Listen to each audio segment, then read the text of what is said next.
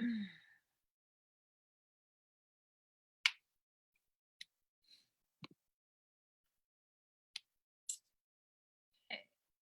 see here.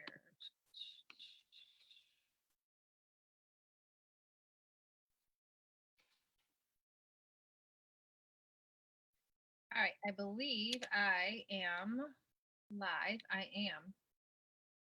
Okay, I'm not sure who posted, but I'm assuming that it has something to do with, are you live yet? Where are you live? Where can I find you? I always get the same messages. So, okay, so here we are, just letting you know that I usually would have my phone next to me.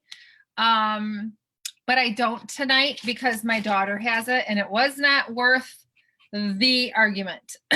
Not really argument, but worth her crying. Okay. So I'm just going to go ahead. I can see that I am live here from my screen. So I'm going to go ahead and share my screen now, and we're going to go into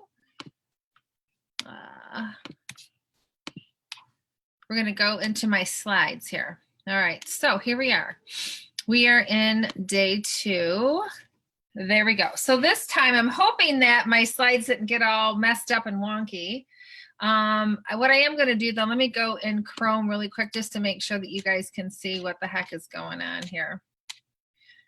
There's such a delay on my screen. There we go. All right, good.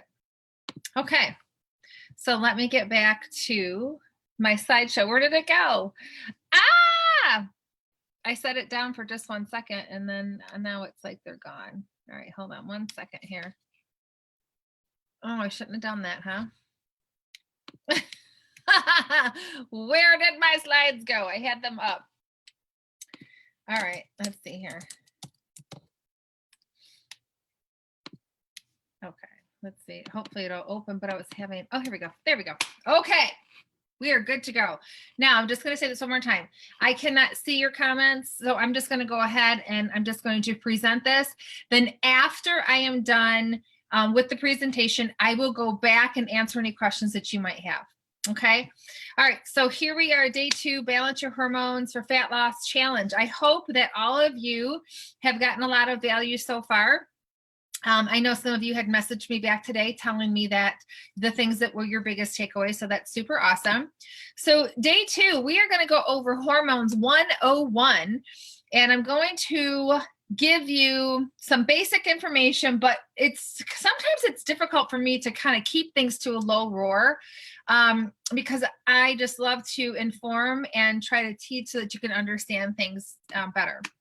So hormone basics, and just like this, I used this image yesterday and I talked about weight loss versus fat loss. This here is weight loss thinking versus fat loss thinking. Now, weight loss thinking is I must eliminate, I must count calories, and I must eat lots of healthy foods.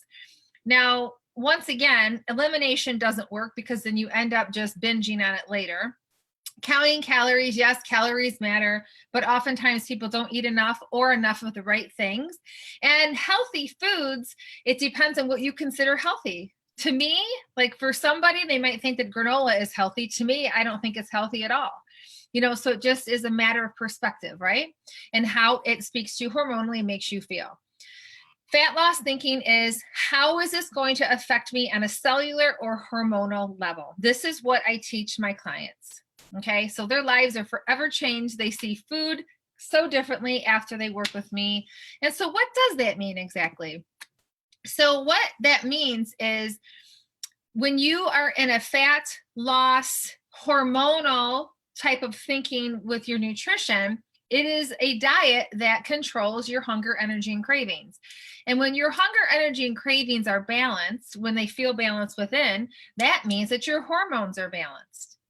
Okay, and so when you feel hungry, that means that your hormones are not balanced. When you don't have energy, it's that your hormones are not balanced. If you're craving something, your hormones are not balanced. Okay, now balanced hormones, they trigger weight loss.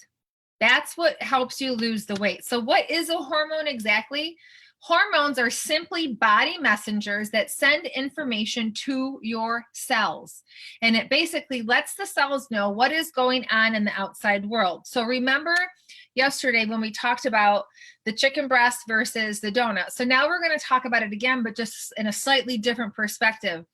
So for example, when you eat the chicken breast, what happens is the hormones tell your body to get ready for what's coming. It tells the body what to do with the information provided, with the material of the chicken, what to actually do with it. It lets the brain receptors know, the taste receptors, all of these things. Even before you eat something, your taste and brain receptors are already going off and being triggered.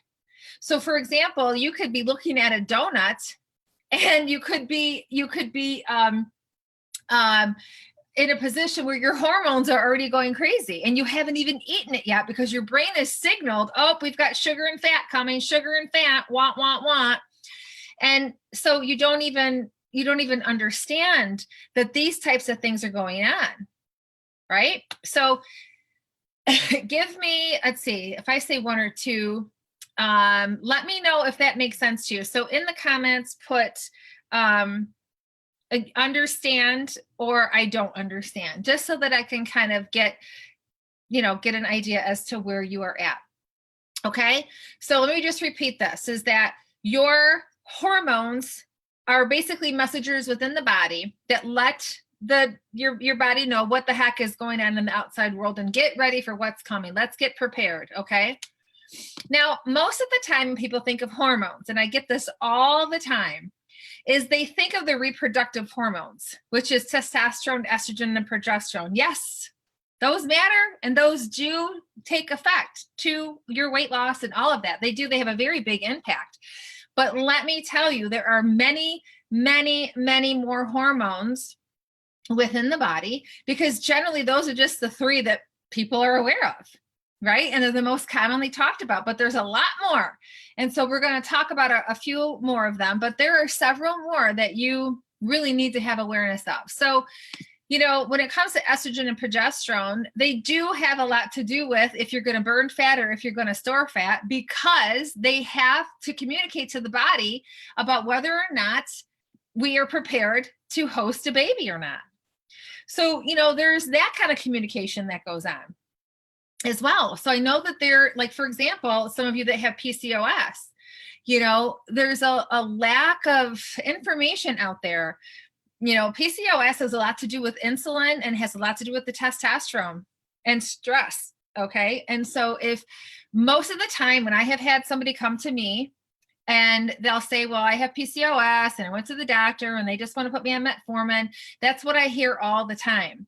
And again, I'm not a physician and I'm not going against any doctors or anything like that. I just understand the hormones, and I understand that a lot of your, regular doctors, and I've experienced this myself, they don't necessarily want to go into, how are you managing your stress, and what does your sleep habits look like, and what are you doing to control your insulin? And let me just give you the metformin. You know what I'm saying? Like I said, I'm not downing a doctor, but the fact of the matter is I have had so many people come to me so frustrated, and what I'm able to do is just help to educate them on how the body is being affected and why they have it. Because trust me, you guys, you can stress yourself fat or you can eat yourself fat.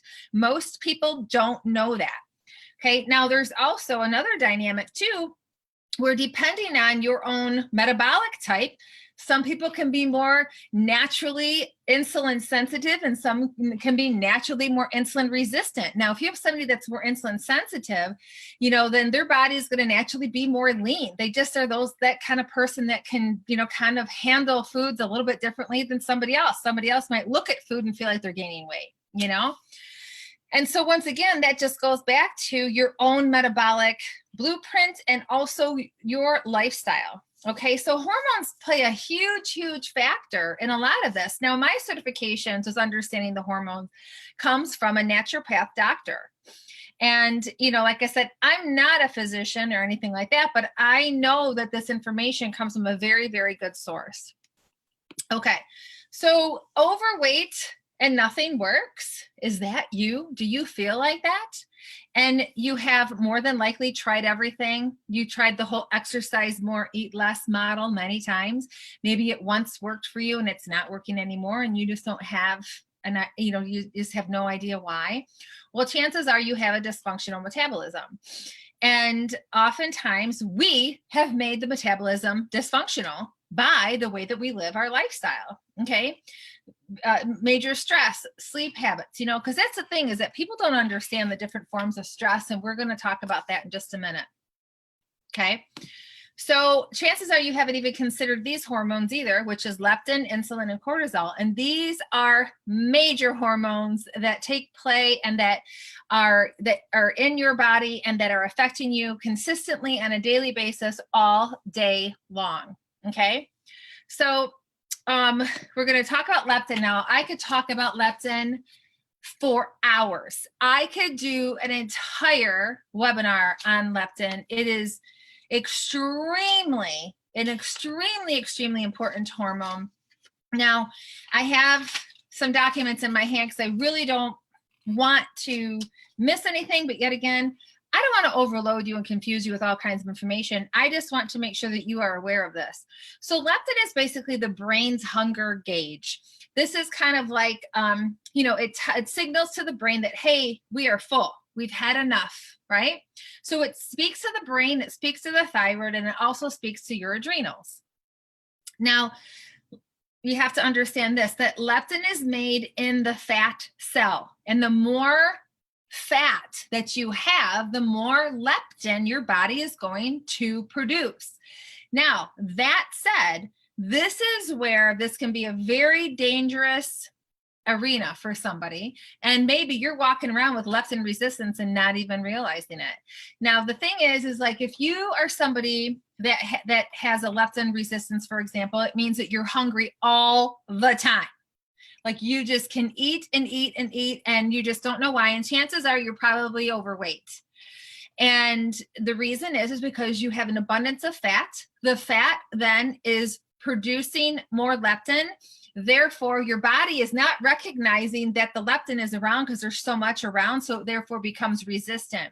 So it's kind of like if you walk into a room, let's say you go to somebody's house and it's not very well kept. I think we've all experienced something like this in the past. Or maybe we walk into a restaurant and it just smells like, I know a good one. You walk into a grocery store and you walk by the fish aisle. To me, there's nothing more disgusting. That smell is just rancid, right? And if I hang out in that fish aisle, or let's say I work in that fish aisle, after a while, I just become completely resistant to the smell. It's the same thing with leptin. Even like insulin, you can be insulin resistant as well. And so here's the thing, if you are leptin resistant, then that means that your brain is not getting the signal that you are full. So here's something that's very interesting, and try to follow me on this. Now, it also has a lot to do with, and the reason why I have it can also affect conception, is because if your body thinks that there is not enough fat, like if it's not recognizing, like if there's a resistance going on, and if it's not recognizing that there is fat on the body, it's going to think, the body is going to think that there is not enough fat for it to conceive. So, like I said, I'm no OBGYN, I'm no doctor, but I'm just telling you this information because, I know that there are some ladies out there that may be having a hard time conceiving, and it might have to do with leptin. And whether or not the doctor is checking into that, I am not sure. So isn't that interesting? Okay. So leptin is a super, super, super important hormone. And it has, like I said, a lot to do with your fat cells. Okay. So now the leaner that you get, obviously the less leptin that you're going to produce, and then you're going to start feeling fuller. Okay. But again, you got to also remember, like, what foods am I eating? Are the foods that I'm eating satiating me, making me full? Or are the foods that I'm eating making me just hungry because they're just garbage and full of sugar and fat, and they're, just not giving me any type of satiety whatsoever? Okay. So are you following me here? Give me a yes or a no. Okay. And yes, just so that I have an idea as to where we are. I wish I had my phone next to me, but again, I did not want to ruffle any feathers upstairs because my husband went to a concert and it just isn't worth having Ayana scream her head off. Okay, now we're going to go into insulin. And this is, I think, a more common hormone that is talked about nowadays, especially like with the keto type of diet. It's really just controlling insulin. And at the end of the day, that's really what most people are not doing and don't have any clue or really care in the world, right? And so just to give you a little insight on insulin, insulin's job is to lower blood sugar and is the only hormone that we have that lowers the blood sugar. Now, we have several other hormones within the body that will lower our stress levels, but we do not have any more than this one hormone in our body that lowers the blood sugar. It also tells the liver to store extra sugar. It also sends a message to the fat tissue to store fat and not to burn fat. However, here's the thing. Sometimes insulin gets a bad rap. But let me just tell you, you can use insulin to your advantage. I do it every time I work out. I use insulin to my advantage because what it says here, how I put this here, is that you can use it to your advantage for overall body change, because insulin is also it's a builder. It's a muscle builder and it's a fat builder. So it can tell the muscle to increase the uptake of amino acids, hence muscle building, which meal timing is very crucial with this. So meaning that if you have a post-starch, let's say, for example, I put post-workout starch versus just eating starches whenever. Okay. So if I just got done doing a really hard workout, the best thing that I can do is work with my insulin directly after. So then it basically is talking to the muscle to say, hey, we want to build some muscle here. Okay. So meal timing, that's why meal timing is crucial, right? And so, eating something on the starchier side after having a tough workout is a very good thing to do. Now, in the past, I have seen people like on bodybuilding.com and, those kinds of like really hardcore bodybuilders, and we're talking, these are hardcore people. I've seen them eat things like gummy bears and pixie sticks and stuff like that. And if you have seen that in the past, but never really understood what the purpose was, this is it. They're utilizing insulin to their advantage. They are utilizing science. Okay. So again, the overall message from insulin is to either build fat or build muscle. Okay. So insulin is not always a bad thing. People think, oh, insulin, but again, you just have to understand what you can use it for, or how you can use it to your advantage. That's what I mean. So this also varies person to person. Some people may be more insulin sensitive, like I talked about before, and some may be more resistant. So I mentioned that earlier.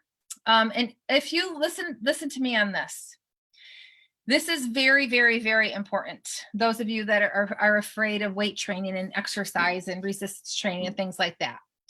If you lose muscle over time, okay, you will 15 to 30% more than likely, you have a 15 to 30% more than likely chance of gaining 15 to 20 pounds within 2 years. And this is that rebound yo-yo weight gain.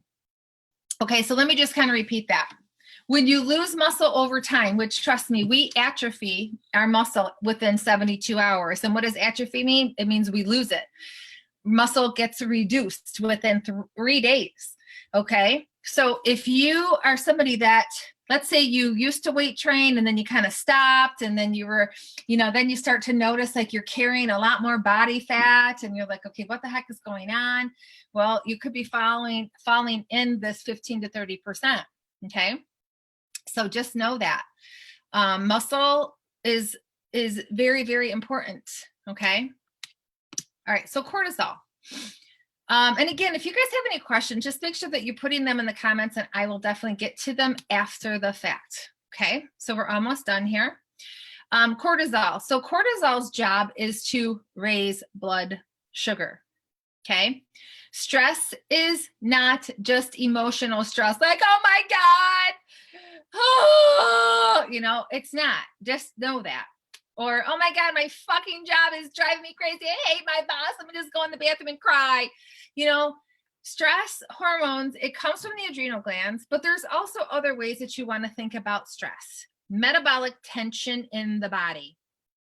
I can feel stress around me. Like if you had seen on last Friday, I had taken almost, I was like 5 hours out of my day. I cleaned and decluttered the basement. While I was doing it, I felt this tension because I'm very aware of my energy. I'm very aware of how I feel. I'm very aware of my stressors. And I felt this tension, this metabolic tension within.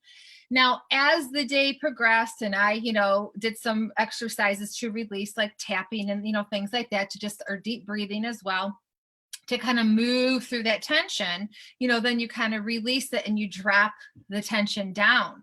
So, other forms of stress or if you're sleep deprived, if you were getting less than 7 hours of sleep, that's definitely sleep deprivation in my book. You could be somebody that wears a badge like, hey, I only get 4 or 5 hours of sleep and I'm a rock star. Wear that badge if you like, but it's not one that I would like to wear because chances are your body is feeling so stressed out and chances are you probably have a little extra stuff around your waistline than your belly. Okay. Trust me, I used to strive for maybe getting 5 or 4 hours of sleep or 6 hours of sleep so I could get more done. And then once I learned what I learned, I'm like, oh my God, what an ass. Like, what was I, you don't know what you don't know though, right? That's the thing. We all have blind spots. It's just a matter of figuring out these blind spots and seeking the information so that we can become the best version of ourselves, right? Also, if you go too long without eating, that's a form of stress to your body. Certain types of exercise is stress. You've probably heard me talk about, long like marathons and things like that. That's extremely stressful on your body. Okay. So like for me, the best example of a good workout is when you do stress and exercise in very short bursts, like 30 seconds worth or 1 minute, and then you have like your 1 minute break in between. And to our mind, we think, oh, I'm doing something wrong or this can't be working. But because we have this vision that we have to just keep going and harder and stronger. But scientifically, hormonally, it's not the best choice. Okay. However, let me just tell you, you could be someone that can do this long distance running and your body looks amazing and you don't have any issues, right? You could be a part of the minority. Once again, all of these things that I'm sharing with you, it's science, but because we are all individuals, this is why we have to do the work and we have to figure out what it is that our body responds the best to. Okay. So cortisol is also catabolic.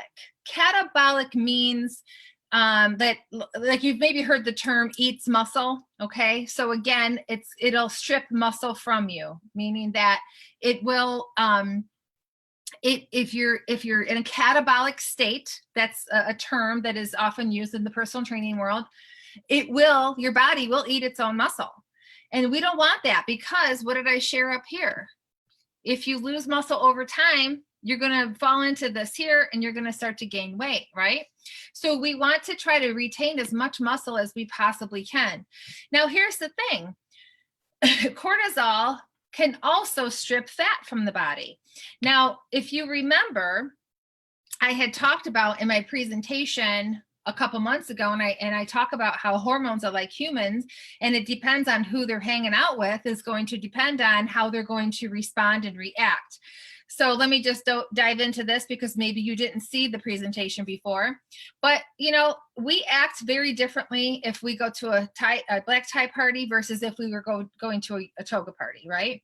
So we're going to act more refined, more buttoned up, more studious, more, professional, whatever word it is that resonates with you. We're going to act a certain way. We're going to eat certain foods. Chances are we'll have like filet mignon and lobster and nice fine wines and, that kind of stuff. Now, if we go to a toga party, we're going to be eating hot dogs, hamburgers, we're going to be acting totally different. So that's why I say that, hormones are like humans. It just depends on what hormone they are interacting with. Okay. So like, I'm going to move on here to my next slide and I'm going to talk about cortisol and insulin briefly. And then, how these two dance all day long together. And it's not always in a healthy way, right? And so here's the thing. So they battle all day long. One raises the blood sugar and one wants to lower it, which is the insulin. So cortisol raises and the insulin wants to lower it. So here's an example. So let's say you are, I wrote this down here, so let me read it so I don't miss it. So let's just say you are like the typical American. You wake up, and just so that you know, your cortisol is generally higher in the morning. And so let's say you're like somebody that's like, I just don't like to eat, but I want to have my coffee, you know, so you have some black coffee, and what that does is it raises your cortisol even more. So then your insulin says, well, I don't really like that. So then your insulin says, listen, we need to lower this because of the caffeine raising, okay, raises the cortisol. Insulin says, no, I'm gonna go ahead and lower this blood sugar, right? And so it releases insulin, right? And so then you're having more caffeine, you're doing the same thing, you're raising the cortisol, and it might be just a little too high for your body's liking. And then your body says, wait a minute, okay, I got to release insulin, wah, wah, wah, wah, all day long. Then, you're in this dieter's weight loss mindset here. So what are we doing? We are eliminating things. We're not eating, we're reducing and restricting our calories, and we're eating healthy foods, which would be like maybe a side salad. Okay, this is at lunchtime. And so then your cortisol, once again, and because we are, let's go back to the stress hormone here, because we are going long periods of time without really eating, okay, we're going to go into our catabolic mode of stripping away muscle, right? So our cortisol rises, our insulin, our body says, no, we gotta lower this. So here we go, release the insulin. Are you getting my drift here? Now, then by the end of the day, because your body has released insulin so many times, you end up becoming insulin resistant at the end of the day. Then you find that you are, you're starving. Give me some food by 5, 6 o'clock because you've restricted yourself all day long. Then all of a sudden you get this whiff of fast food, or you get triggered because you see McDonald's. And normally when your brain sees McDonald's, you're like, whoa, let me go right in here. Then you order your Big Mac fries or quarter pound or whatever it is, and you get home and you got a little Haagen-Dazs in there. And before you know it, you've been eating since 5 o'clock and 11 o'clock. So then you've had this all day, all evening, forever meal. Are you following me here? Okay. And it's all because of the way that your hormones were responding with each other all day long. Now, if you were, let me back up here. So the question is probably, well, yeah, that does sound a lot like me, or maybe it doesn't sound anything like you. Maybe you're already somebody that is naturally balancing your hunger, energy, and cravings. Now it's kind of like, okay, well, what do I do now? The fact of the matter is that you need to eat the foods that are going to balance your hunger, energy, and cravings, and stop fucking eliminating food. Stop being so afraid of it. I understand. I used to be afraid of food, and then I would binge and purge. Trust me, I had a disorder, bad, and then I would like go on these, oh my God, just terrible, like this comatose type of eating. And this is like back in my 20s, but I was kind of messed up in my head. I've done, a lot of work, but my relationship with food was not healthy. My relationship with alcohol wasn't very healthy either. And then I would go into a binge after that, 2 trips to Taco Bell or, whatever. And, the fact of the matter is that when we are eating foods that speak to us hormonally, that help to keep our hunger, energy, and cravings balanced, it means that we're keeping our hormones balanced. It means that we are regulating our blood sugar. It means that we are reducing our hunger. It means that we are reducing our cravings. So if we are kind of eating these, let's say we're snacking or having small meals throughout the day with the right foods that speak to us, you are going to avoid all of this crap. This is what I do as a coach. I help you to divorce that lifestyle. I help you to divorce those habits, divorce those triggers, divorce all of that stuff that keeps us in that yo-yo insulin cortisol bath, right? And, you know, avoiding being leptin resistance and insulin resistant and all of that stuff. Okay. So I know that was a lot of information, but I think it's super, super valid. I think that it is absolutely something that needs to be known and that needs to be driven home. And again, just utilizing that paper that I gave you this week is going to help you with this. It's going to help you to regulate your blood sugar. It's going to help you reduce your hunger. It's going to help you reduce your cravings. How? Because after you eat something, you're going to ask yourself that question. Does this give me energy? Does this make me crave something? Does this make me tired? You're going to start to recognize when those hormones are, you know, being activated. And again, this is why, this is what I do. I help women balance their hormones so they can lose body fat, have more energy, and curb cravings. Period. End of story. So this is a little nugget of information for you. I hope that you found this extremely informative. Please comment below. Let me know what you thought. Let me know your biggest takeaway. Super excited to see you tomorrow night. This is all that I have for you this evening. I don't have a PDF or anything like that for you today. I want you to continue to focus on your foods, and I want you to continue to focus on how you are feeling. Regulate that blood sugar. Reduce your hunger, reduce your cravings, and let's get you in that high vibration, as I call it. Let's get you feeling good. At the end of the day, like my friend said to me the other day, you help people balance their hormones so they can feel good and they can function like a fucking rock star in their life. And that's it. That's it exactly. Because if you're battling this all day long, you're not going to want to feel like doing anything. Right? Am I right? So thank you, my friend, for tuning in. I hope you enjoyed. Have a wonderful, wonderful night, and we'll see you tomorrow. Bye.